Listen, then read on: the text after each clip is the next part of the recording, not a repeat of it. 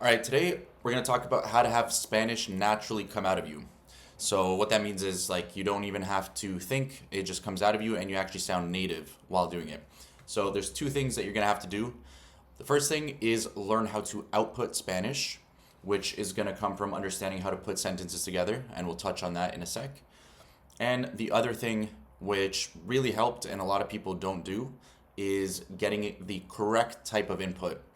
So a lot of people try and do this passively where they maybe listen to a podcast in the background or, like a quick 10-minute whatever where you repeat some words, but you really have to be active while doing it, and I'll show you what I did to actually have Spanish flow naturally. So I'm actually just going to start with number 2 here, which is input, and then we'll touch on output. So the first thing is I'm going to recommend a channel here which is called Easy Spanish. I used it, and the reason why it's so good is because they have English subtitles and Spanish subtitles.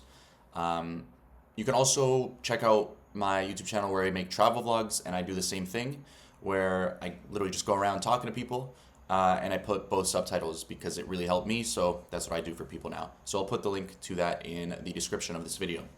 But essentially, what you want to do, and this video is specifically actually made in slow Spanish, as you can see, is you want to first, ideally, depending on what level you're at, but cover the screen. So I'm covering it with my hand right now. You can't see it.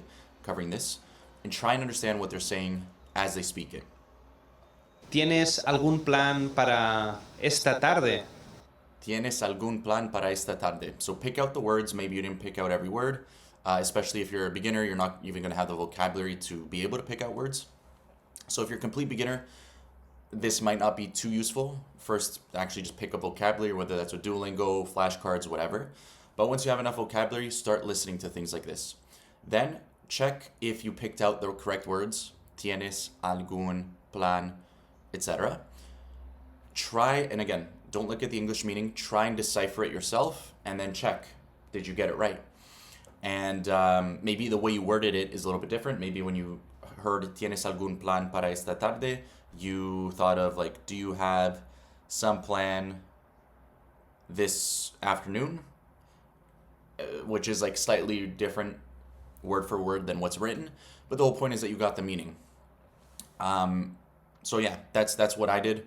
And I even made use of the YouTube function where you can go to playback speed. It's hidden behind my head here, but it's in the settings. And you can turn it down to 0.75. Bueno, mi primer plan es grabar con vosotros. Right? And so you can hear it a little bit more clearly. So there's two things you're doing here. I just want to pinpoint that. One is picking out the words in Spanish, how they connect them, like mi primer plan. Maybe you would think to pronounce that as mi primer plan or something, and then you hear it and you're like, oh, it's mi primer plan. So that's going to subconsciously sink in, and you're going to just learn how to pronounce words more properly. And the second thing is understand, decipher what it means in English. So 1, pick out the words. 2, decipher what it means in English. Keep doing this. Be active with it. Sit there, actually focus on it. Even have a pen in hand. Write things out. You're going to learn much better that way than trying to do it in the background. Like, you can do that if you're driving or whatever, put a podcast on. Of course, that's just like another additional way to help and assist your learning. But it's like, I would compare that to like going to the gym versus just relying on supplements. Like if you just took supplements, you would never put on muscle. Versus if you go to the gym, that's where you're actually going to put on muscle. It's the same thing with learning Spanish. The background stuff, having stuff passively in the background, it helps in a way. It's kind of like supplements, but it means nothing if you don't have the actual gym aspect of it where you're building your Spanish brain, which is you're sitting there and you're actually focused, actively learning. Okay, so that's the first thing. This is just one way to do this, but there's other ways you can get listening comprehension in where it's actually comprehensible. Yeah, but we're not going to touch on that right now. Dreaming Spanish is another website you can check out. But anyways, then the second thing that I had in the document was output. So understand how to put sentences together. The biggest thing for that is there's a bunch of different tenses in Spanish, just like there are in English. The present, the past, the perfect, etc. Understand the conjugation patterns. So, for the present tense, I'm not going to give you a whole lesson on it. That's not the point of this video. You can look up the present tense conjugations, understand them, and then try and put sentences together. He has a lot of patience. Try and put that sentence together. So you would have to conjugate tener for he, Okay, if you don't know how to conjugate verbs, there's videos on my channel, there's videos on other people's channels for how to do that. But you would know that it's él tiene, and then a lot is mucho, and then maybe you don't know how to say patience. So what my advice is if you don't know how to say a word in Spanish, I always tell my students to Hispanify the word. So take the word patience and try and Hispanify it. That's not even a word, I just made it up, but it just means try and make it sound Spanish. So patience, paciencia.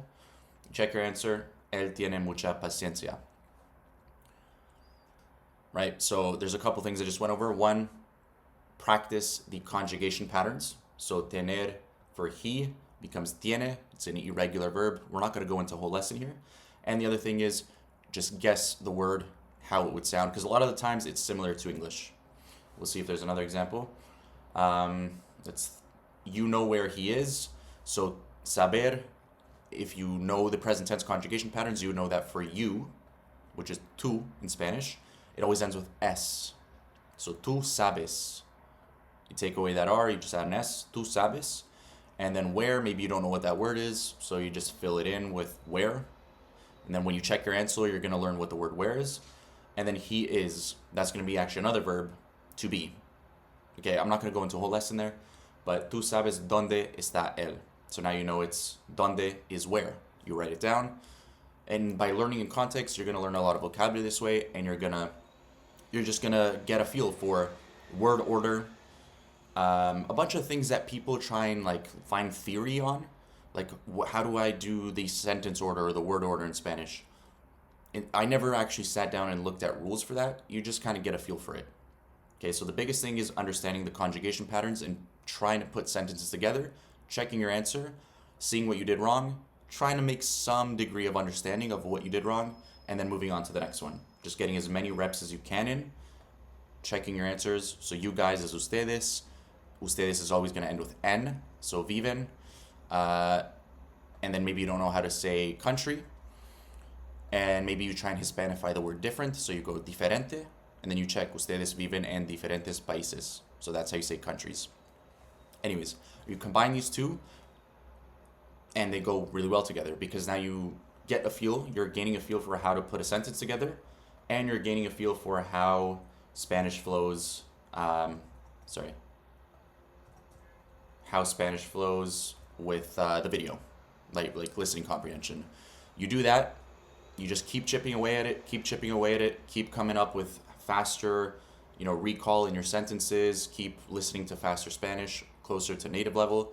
Trust me, you will eventually become conversational. You just have to stick with it. That's the name of the game. Anyways, thank you for watching. I'll see you in the next one.